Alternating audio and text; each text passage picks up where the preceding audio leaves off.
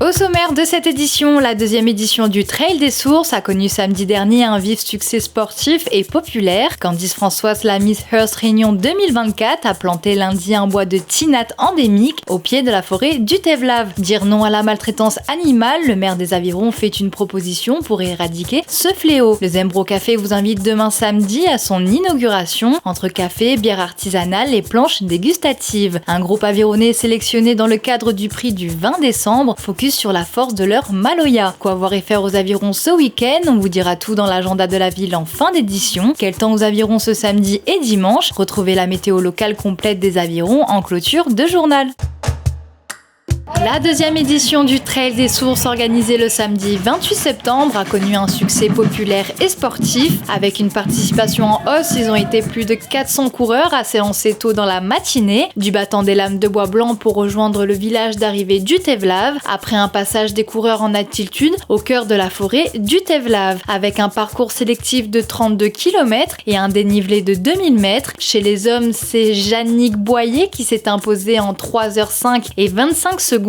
L'Avironnais Mathieu Desserpris finit avec une belle deuxième place en 3h08 et 44 secondes. Et du côté du tableau féminin, c'est Charlotte Biotti, 16e au classement général, qui termine l'épreuve en tête en 3h41 et 25 secondes. À noter également que la première avironnaise, Elodie Lavis, finit à une honorable 44e place au classement général avec un temps de 4h15 et 13 secondes. C'est ma première participation et donc je suis très content de pouvoir être inscrit et de pouvoir faire cette course. Le parcours a l'air vraiment top, donc voilà, très content et impatient de faire ce départ. Est-ce que c'est ta seule course à ton actif? Tu projettes de faire d'autres courses de la Réunion juste après celle-ci? Oui, j'en avais déjà fait plein avant et là je suis en pleine préparation pour la Zambrocale là dans 20 jours. Donc voilà, c'est un parfait entraînement avant la grande course. Le Trail des Sources 2024, c'est la deuxième édition organisée par l'association Tolérance en partenariat avec la commune des Avirons. C'est un rendez-vous que je pense qui sera incontournable dans l'avenir. Nous, on a fait notre première édition de Trail des Sources en partenariat avec le Trail de Chamonix. Nous avons été à Chamonix, il y a une délégation cette année et nos premiers champions sont arrivés effectivement qui vont participer à ce fameux trail. C'est ça le partenariat et aujourd'hui c'est une véritable fête du sport. Vous êtes arrivé premier aujourd'hui de la course du Trail des Sources 2024. Un mot sur votre performance d'aujourd'hui? On est très content de ma performance, surtout en voyant un bon plateau ce matin navet. Bon, je ne pensais pas finir premier, mais ça avait un bon entraînement. Mais après, dire forcément que nous porterons de premier, non, mais à l'arrivée, quand il fait premier comme ça, elle est tranquille parce que c'est toujours ça mon objectif, je vais toujours atteindre. Et moi, je suis content. Et ça vous qualifie directement pour l'année prochaine pour la course du Mont Blanc. Un mot pour cette expérience que vous allez faire l'année prochaine? Voilà, si peut-être Miguel partir là-bas, c'est une découverte aussi pour moi en dehors de la Réunion. Il fait en plus tous les frais payés, c'est une chance. Vous êtes arrivé deuxième aujourd'hui sur la course du Trail des Sources, mais vous êtes le premier avironnais.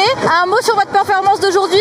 Très content, c'est vrai que je savais qu'il y avait donc ce billet pour Chamonix. C'est vrai que je suis vraiment content là avec Yannick d'avoir fait une belle course et qu'on puisse partir tous les deux à Chamonix prochain. Ouais, c'est une chance, on est très contents. Ouais. Donc vous êtes content que vous êtes qualifié aussi directement pour l'année prochaine pour la course du Mont Blanc et vous allez la faire? Ouais, c'est un événement que je connais de renom parce qu'il y a un niveau vraiment international et il y a différents formats.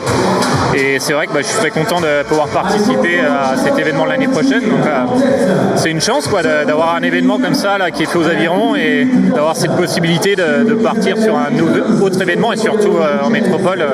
Ouais, c'est vraiment bien. Tu es arrivée première sur le Trail des Sources de 2024. Un mot sur ta performance d'aujourd'hui? Complètement inattendue. Je suis moi-même très étonnée de ce que j'ai pu faire ce matin. Est-ce que tu peux nous rappeler en combien de temps justement tu as fait ce trail et le dénivelé aussi? Il y avait 32 km, près de 2100 de dénivelé positif. Et je suis arrivée en 3h40 je crois. Alors je pense que ça m'a un peu donné des ailes aussi. J'avais très envie de me dire que je pouvais peut-être avoir ma place aussi. Et voilà, j'y ai cru et j'ai eu de la chance aussi et je suis très heureuse. Tu es la première avironnaise.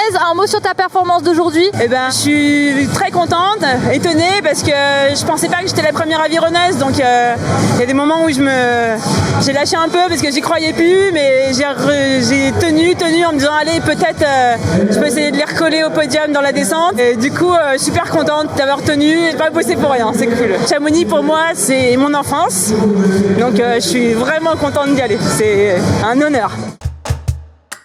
Lundi matin, le pôle biodiversité de la commune, dans le sillage du projet Thérésien Cadet, avait invité Candice Françoise à mettre en terre un plan de bois de tinate endémique. La plantation en présence de monsieur le maire des Avirons s'est déroulée à l'entrée de l'aire du pique-nique du Tevlav, donnant accès plus haut à la forêt primaire, véritable sanctuaire de biodiversité à préserver. Bref, tout un symbole pour celle qui défend avec la passion et fierté le patrimoine naturel et écologique de notre île. Là, je viens de planter un arbre et c'est plus que symbolique. C'est déjà une belle action. J'ai passé un bon moment avec les agents de la commune. Et là, je vois que je contribue justement au grand projet du maire qui était de reboiser justement la commune. Et je vois que je suis maman d'un arbre. Donc franchement, je suis très émue.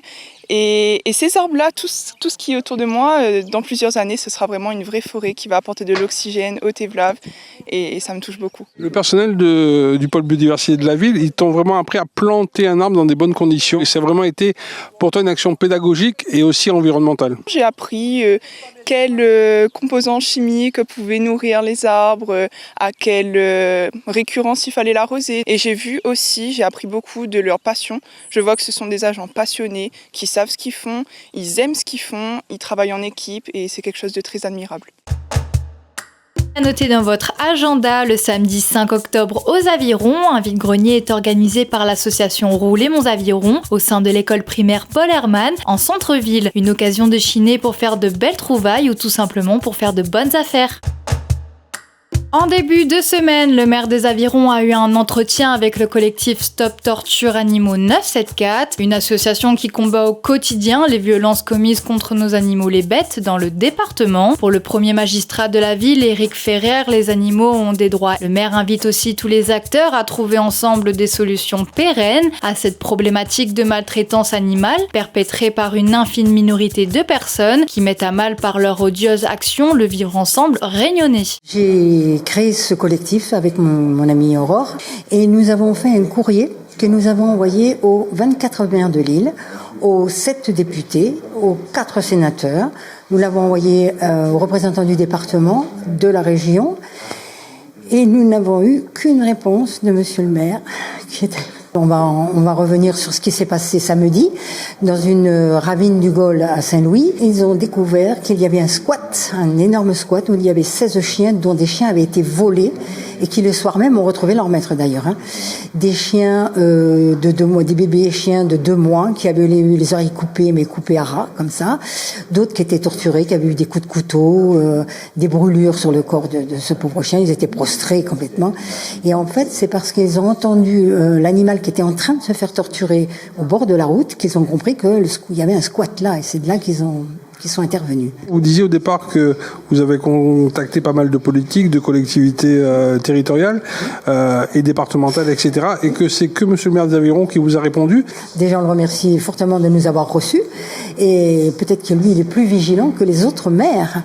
Et donc, c'est pour ça que nous avons essayé de contacter tout le monde pour justement ameuter tout le monde et que les gens puissent, les élus, on va dire, mettent en place des choses pour que non plus que ça se repasse, quoi. Monsieur le maire, il y a vraiment des solutions à adopter tous ensemble pour que ce fléau soit éradiqué. Moi, ce que j'ai proposé, c'est qu'on puisse arriver à un moment donné à mettre en place une véritable société d'économie mixte qui traite ces problèmes-là, aussi bien l'errance animale que de la souffrance animale, et qu'on ait au sein de cette SEM à la fois les EPCI, à la fois les communes, à la fois le conseil départemental, la région, mais aussi l'État et les associations qui militent dans ce sens, pour qu'on puisse recruter des agents qui, le matin, quand ils arrivent et quand ils partent le soir, ils ont cet objectif d'enrayer totalement cette errance animale et les souffrances faites aux animaux. En agissant ainsi, de manière structurée, avec des moyens dédiés, qu'on va bien sûr réaliser des progrès importants dans notre société réunionnaise. Envie de vacances? Sachez que des aides existent pour financer vos vacances en famille ou pour vos enfants à La Réunion. Si vous êtes intéressé et que vous respectez les conditions d'éligibilité, le pôle temps libre du CCAS de la ville des Avirons est notamment à votre disposition pour vous accompagner au mieux dans les différentes démarches. Ce samedi, aux Avirons de 17h à 22h, le Zembro Café inaugure sa structure située en bordure de la rue Général de Gaulle à l'entrée nord de la ville. Le bar-café accueillant met à l'honneur du bon café à la torréfaction locale, des délicieux thés à travers une sélection exigeante, des bières artisanales pays, ainsi que des bonnes planches gustatives. Pour des instants d'amitié et partage, le Zembro Café est vraiment l'adresse idéale. Le concept du Zembro Café, effectivement, c'est de travailler le plus possible avec des acteurs locaux et des artisans, donc des gens qui aiment le produit. Moi, c'est la raison pour laquelle j'ai ouvert ce lieu. C'est parce que je suis un amoureux des produits que je vends ici, que ce soit thé, café, bière ou vin. Le concept du Zembro Café, c'est de prendre du bon temps dans un lieu avec une ambiance décontractée, sympa, musicale, donc autour de bons produits. À la fin de la journée, on vient prendre un verre entre amis. Et puis voilà, jusqu'à 22h. Donc un endroit où on partage autour d'un bon repas. Vous pouvez nous donner, après l'inauguration, les journées d'ouverture et les horaires d'ouverture? C'est du mardi au samedi de 13h à 22h. Et tout ça dans un cadre rustique puisque c'est un ancien garage. Ça permet plus de proximité? Ça permet aussi de renforcer ce côté authentique. On a les pierres apparentes, on a la charpente apparente, en sachant que derrière le bâtiment, il y a une grande terrasse extérieure et c'est là où seront le gros des places assises. Je trouve que c'est un côté authentique qui colle bien à l'ambiance que je voulais donner au lieu et au fait de travailler avec des artisans, donc des gens qui sont proches des gens, proches des produits. Je pense que c'est ce qui collait le mieux finalement pour le Zembro Café. Elles ont la musique dans la peau, elles s'imprègnent des rythmes cadencés comme le maloya pour interpréter une musique qui rejaillit dans les cœurs de leur public. Le groupe Nyavaselina, créé en 2018, est soutenu localement par l'association Aviron Jeunes qui les aide à se transcender sur scène. Elles ont fait de leur maloya un langage universel pour briser les chaînes et libérer la parole qui touche l'âme. Sélectionnées cette année pour le prix du 20 décembre, elles comptent ne pas s'arrêter là. Focus sur un groupe avironné au vaste répertoire musical qui à coup sûr fera vibrer les foules du Tevlava en novembre prochain. Non, non, mi baby, Batareti Paris. Non, mi prétendis, Marceau Paris, d'abord un mi-rempli. La vie souvent bazar, la musique en m'avoue, je suis mes salsa.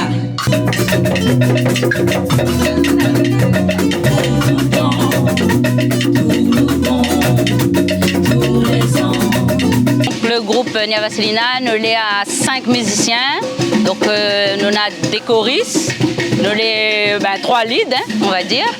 Et du coup, nous faisons un peu maloya, nous faisons sega, nous faisons reggae. Et nous faisons un zouk aussi, selon l'actualité, on va dire. Nous participons au prix 20 décembre, donc on a été sélectionnés. Et nous les fiers de faire partie de cette aventure-là, que les magnifiques et très bien accompagnés. Donc nous remercions le prix 20 décembre aussi en même temps à l'occasion.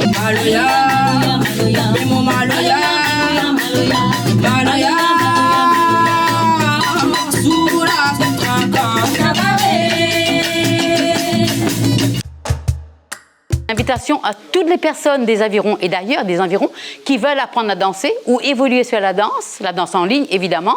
Vous venez à la maison de quartier des Ruisseaux, aux Avirons, et là, à partir de 9h, on danse tous les vendredis matins.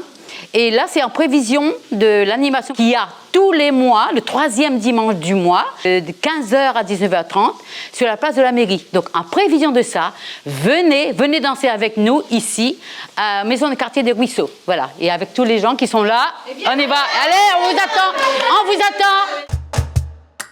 Ce vendredi 4 octobre à 19h, la salle Georges Brassens accueille le spectacle Écorcé Vif de la compagnie Argile, un spectacle de danse tout public. Écorcé Vif navigue autour de l'intime et du groupe, étant à exprimer une intention forte à notre capacité de résilience.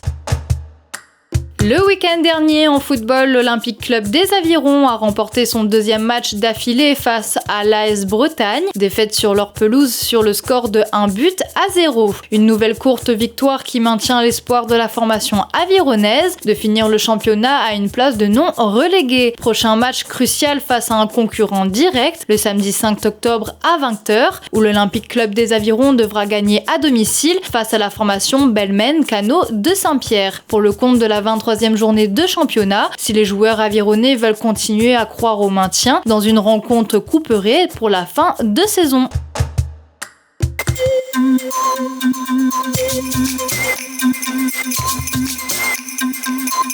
Bonjour à tous, je suis ravie de vous retrouver pour votre météo locale. Voici les conditions annoncées pour ce week-end ici aux Avirons. Ce week-end, de meilleures conditions qu'aujourd'hui sont attendues. Samedi, nous débuterons la journée avec quelques averses. L'après-midi, le soleil fera son retour avec une température maximale qui devrait tourner autour de 22 degrés. Ce dimanche, le soleil sera présent sur la journée entière. La température maximale attendue pour cette journée dominicale devrait également tourner autour de 22 degrés. De quoi bien finir le week-end. Du côté des idées de sortie, ce samedi, n'oubliez pas le traditionnel marché forain de la ville des Avirons, prévu sur le parvis de la mairie à partir de 6h jusqu'à midi. Et sur la même plage horaire, dans le cadre de 110 jours vers un monde durable, l'association Rouler Mons Avirons organise un vide-grenier dans la cour de l'école primaire Paul Hermann, un événement ouvert au public à partir de 6h30 jusqu'à midi. Et ce dimanche, n'oubliez pas votre rendez-vous du mois au marché forain du Tevlav Artisan, sur le plateau sportif du Tevlav, en partenariat avec le marché La Cour. Nous vous rappelons que le marché est ouvert de 6h jusqu'à 14h. Je vous souhaite de passer un agréable week-end et je vous dis à la semaine prochaine dans Aviron Actu. Ville les Avirons, vers un territoire durable.